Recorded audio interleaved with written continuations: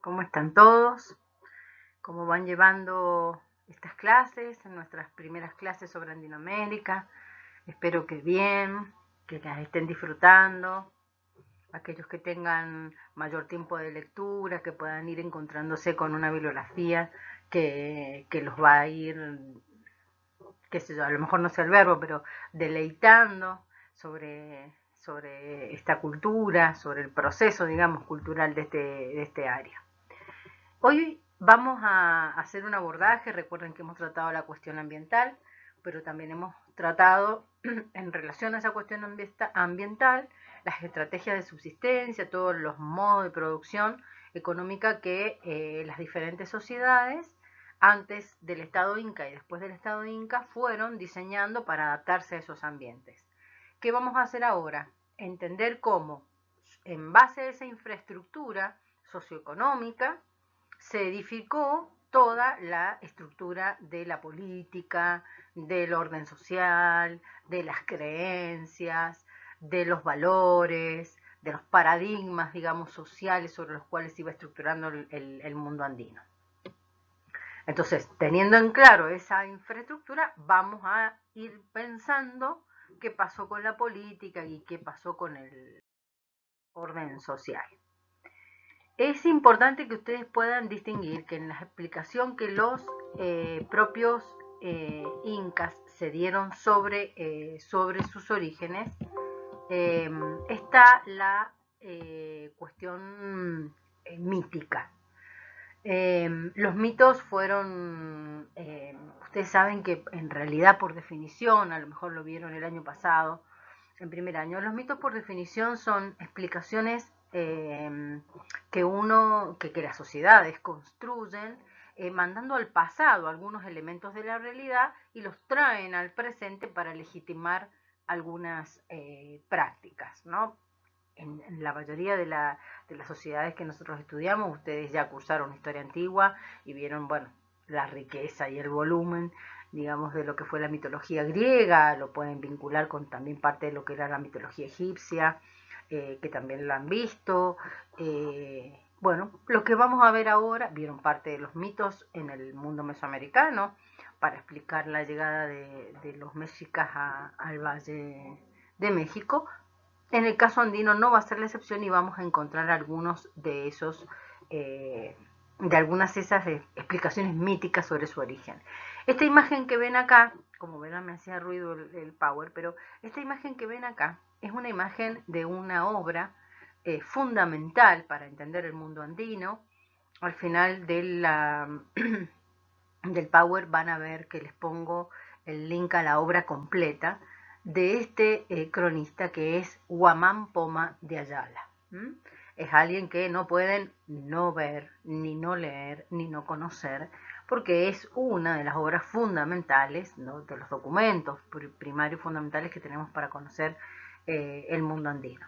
Es muy interesante cómo él, en realidad, en esta obra ya presenta y se nota la influencia del cristianismo, porque la explicación sobre el primer mundo creado es la de Adán y Eva. Entonces, bueno, sabemos perfectamente que esa explicación es una explicación que el cristianismo ofrece al mundo, digamos, como para poder comprenderlo. Pero obviamente no es la explicación inca, no es la explicación andina e inca. Entre estas explicaciones míticas van a encontrarse principalmente con tres tradiciones, ¿no? La de el Inca Garcilaso de la Vega, que también es una fuente, cuando vieron los fuentes vieron quién era Garcilaso de la Vega. Él es un heredero del mundo incaico, pero ya bajo la influencia española. La leyenda de Manco Cápac y Mama Ocllo, que habla de esta pareja primordial, de esta pareja fundacional, y cómo en realidad ellos son los representantes del origen de este mundo andino. Y el otro mito es el de los hermanos Ayar, que corresponde a Ciesa de León, a otro cronista, y que según los estudios de María Rostorowski vendría a ser el mito más andino. ¿Qué significa que sea el más andino? Significa que tiene en su narrativa elementos que nos permiten pensar a ese mundo andino como más presente en la construcción del relato.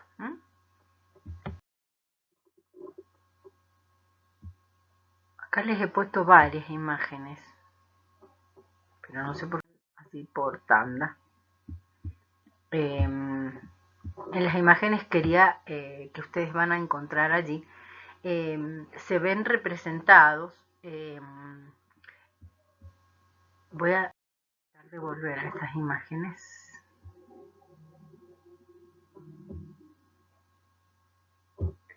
Se ven representados cada uno de los Sapa Inca que, según Guamán Poma de Ayala, gobernaron el mundo andino. Cuando vean la obra completa, bueno, van a ver que hay muchísima más información, pero yo les recorté esta para que ustedes puedan ver cómo en realidad se reconstruye la historia política, ¿no?, de los representantes de estos Sapa Inca, que vendrían a ser como los emperadores. Elegimos no utilizar una palabra europea para denominar a estos representantes políticos porque ellos tenían su propia palabra para definir lo que era Sapa Inca, con S. Estos serían esos Sapa Inca.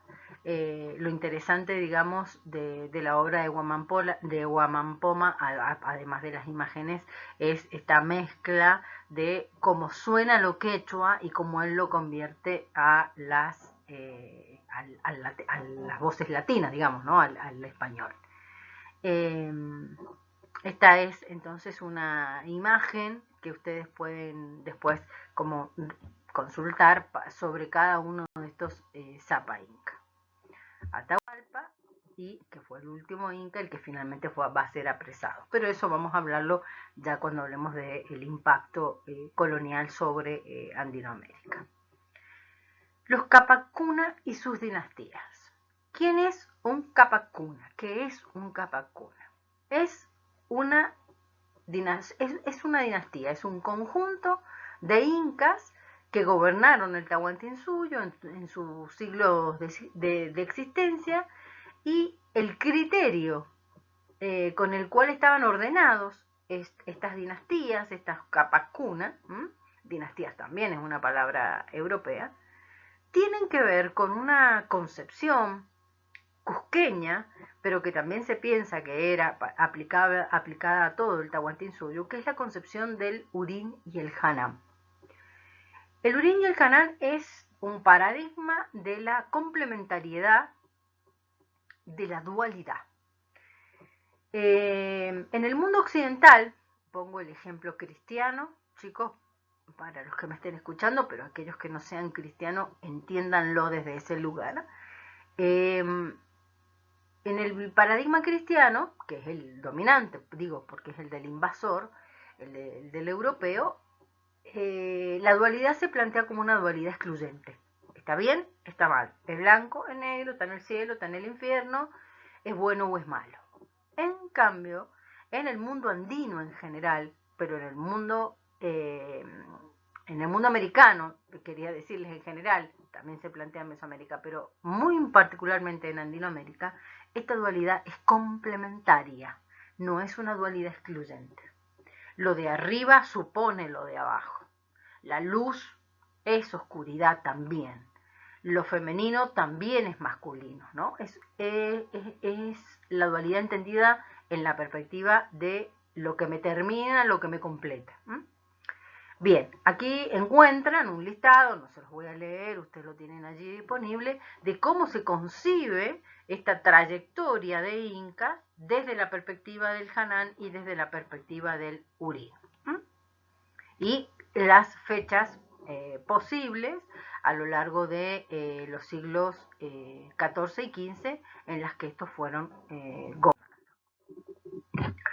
Esta foto que tienen acá, una foto que también me facilitó en su momento la doctora Prieto, es una foto muy interesante, una foto que está en Cusco, está en la alcaldía de Cusco, en donde ustedes pueden ver la tradición del gobierno del Cusco a partir de la figura de los Zapa Inca, que es muy probable que Guamán Poma haya tenido acceso a esta pintura, o que esta pintura haya sido después de la obra de Guamán Poma, eso me lo comentaba personalmente la doctora, y luego ven cómo se suceden los gobiernos, acá estarían marcados entonces los gobiernos eh,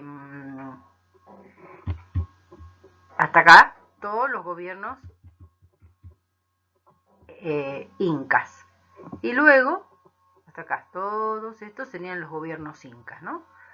Pero aquí ya se empiezan a encontrar con los gobernantes europeos, ¿está?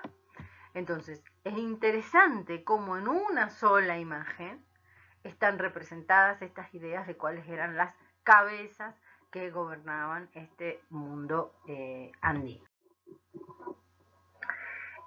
Ustedes saben que Davis, Pease, Murra, Rostorowski, Dollfuss, Bruch para la cuestión ambiental son lecturas básicas para poder entender Andinoamérica.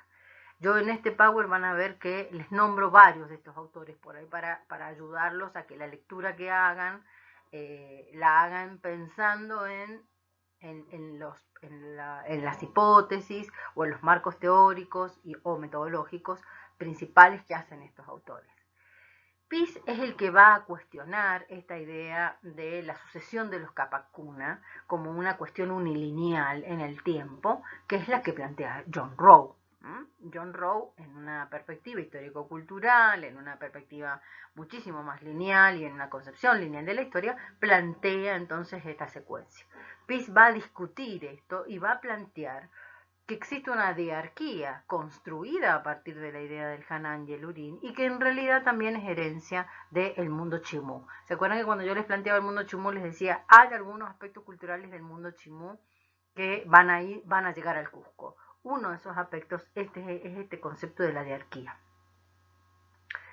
Es decir, que habrían como dos Zapa Incas a la vez. Un Zapa Inca del Hanan y un Zapa Inca del Urín. Recuerdan que cuando veíamos la cuestión económica decíamos, bueno, el Ayllu es la comunidad de parentesco base sobre la cual se edifica todo el ciclo de relaciones sociales y productivas que tienen lugar en el mundo andino. El Ayllu real también es una palabra europea, por eso no la usamos, tiene su propia denominación quechua, es la panaca. La panaca es ese grupo de parientes que están vinculados al Zapa Inca. Y ese grupo de parientes también son, como en el criterio del Ayllu, son los más cercanos, pero también los más lejanos. Rostorowski afirma, en función del tema de los mitos que veníamos charlando, que este mito de los de Manco Cápac y Mama Ocllo que vienen migrando desde una cueva en Pacaraitampu, ¿no? Una cueva, son hermanos, inmigran, viene a ser como parte de los movimientos migratorios que provoca la desintegración del mundo Wari, que también lo vimos cuando vimos el tema de la síntesis cultural previa al mundo inca y hablamos de la hegemonía Wari y la hegemonía Tiahuanaco. La desintegración, digamos, de esos grandes centros culturales en el altiplano fue provocando la migración de los diferentes pueblos que estaban bajo la influencia de ellos, y entre ellos habrían estado los incas, quienes van a empezar a migrar hacia el norte. Y en ese proceso de migración hacia el norte es donde va a producirse la fundación del Cusco. Y ahí aparecen las explicaciones míticas, cómo se funda el Cusco, quién estaba en el Cusco antes de que los incas llegaran, y cómo vamos tratando de separar, como hicimos en Mesoamérica, como hicieron con el doctor Chavasa en Mesoamérica, separando el relato mítico del relato histórico o científico. Bien, ¿quién estaba en el Cusco cuando estos incas van a llegar? habían varios ayllus, y entre las etnias, digamos, dominantes estaban los ayarmacas. Al llegar los ayllus quechuas, los ayllus incas, que se decían hijos del sol, que llegan del altiplano del lago Titicaca, se van a producir obviamente varios enfrentamientos porque ese lugar ya estaba ocupado, pero finalmente ellos van a ser vencidos y van a ser separados en 3 grupos. El tema de la organización de la sociedad y este tema de la tripartición, ¿no? Separados en 3 grupos, lo vamos a encontrar como una hipótesis muy fuerte y muy potente en la obra de Tom Suydemas, que también es uno de los autores que ustedes tienen para leer, pero que yo también se los voy a facilitar en la explicación. Digo, no van a leerlo en soledad, sino que a partir de esta explicación se van a encontrar con ellos. Esta idea de la tripartición social es una idea muy fuerte porque ya les hablé de la dualidad, que la dualidad es una concepción como filosófica que se aplica también a la estructura política, ¿no? Del arriba y el abajo. La tripartición es una tripartición social, tiene que ver con los vencedores, los vencidos y aquellos mestizos o aquellos que se mezclan. ¿Sí? Va teniendo como diferentes aspectos, hasta que llegamos finalmente a la estructura territorial que los andinos formaron, que es el Tahuantinsuyo, que va a ser cuatripartita, que va a sostenerse en las 4 regiones o partes del mundo, que son los 4 suyus. Ya lo vamos a ir viendo. Pero acá ya se los voy presentando como para que ustedes vayan pudiendo ir tirando de ese hilito que hace que la tela se arrugue, digamos, como que puedan ir estableciendo como las relaciones. Bien, lo que van a ver acá es como hitos importantes de este relato mítico, para que ustedes puedan identificar, digamos, cómo depende del Inca, es el proceso importante que van a tener como que enfatizar en sus lecturas. Por ejemplo, en el caso de Viracocha, o Huiracocha, también lo pueden encontrar en la bibliografía, se da el proceso de la conquista de los chancas. La idea de la conquista de los chancas está envuelta en toda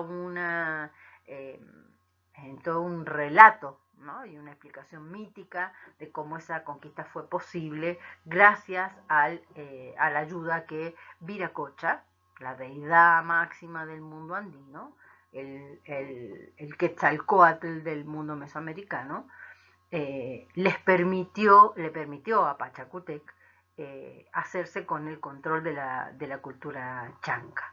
Esto es muy interesante, digo, porque el Inca Pachacútec va a significar de alguna manera una bisagra en la construcción del Estado y de los relatos que sobre la hegemonía inca van a ir dándose.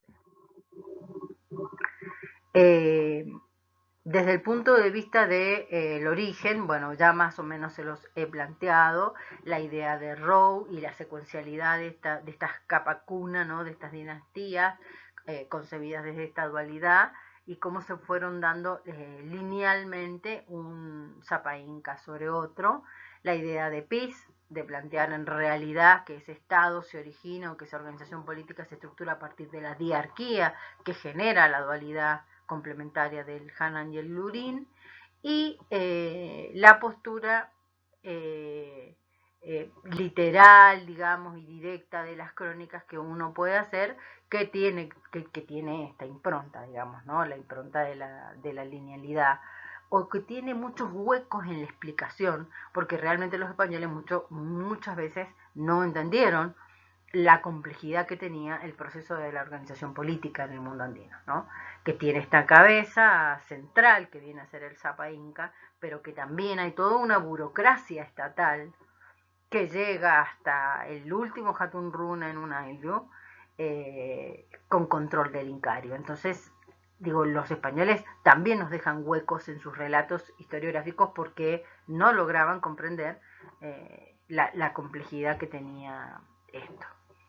En los estudios actuales se plantea que el surgimiento del Estado inca y sus posibilidades de expansión y las causas de expansión, que también ya las vamos a ver, fueron el resultado de una serie de cambios y transformaciones que se fueron dando a partir del tiempo y no son producto así de la singularidad, de los atributos que podría tener una sola persona, sino que fue a lo largo del tiempo que se fueron dando transformaciones en donde exitosamente el pueblo quechua logra ir controlando diferentes aspectos de la vida cusqueña y eventualmente de zonas territorialmente más amplias que fueron conquistadas o que fueron invadidas o a las que accedieron a través de diferentes estrategias, que fueron de esa manera, digamos, estableciendo la complejidad del Estado.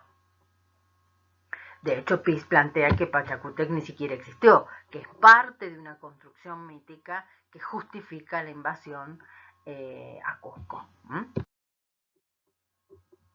Bien, les decía entonces la importancia que tenía este mapa para poder identificar ese proceso de expansión tanto hacia el norte como hacia el sur, y cómo con el Topa Inca Yupanqui va a ir dándose el proceso, o Tupac, va a ir dándose el proceso de incorporación del área de Mendoza a la problemática inca. Esto es muy interesante porque nosotros vamos a estudiar la dominación del incario en Cuyo. Tienen aquí una lista de bibliografía obligatoria, que la tienen también, por supuesto, en el plan de trabajo. Y aquí les agregué algunas pequeñas sugerencias para que ustedes puedan leer, interiorizar, profundizar, incluso tener matices sobre la mirada, como puede ser el tema del cómic de un super cholo, que es un cómic peruano, en donde hay una versión sobre la historia peruana que incluye el relato incaico, y allí está el link que les decía sobre la obra de Guamán Pomame de Ayala. Está disponible, lo pueden tener, bajarlo a sus computadoras o a sus dispositivos y tenerlo a mano. Bueno, espero que les haya sido sencillo, que les haya sido amigable el relato, y nos vemos en la próxima clase.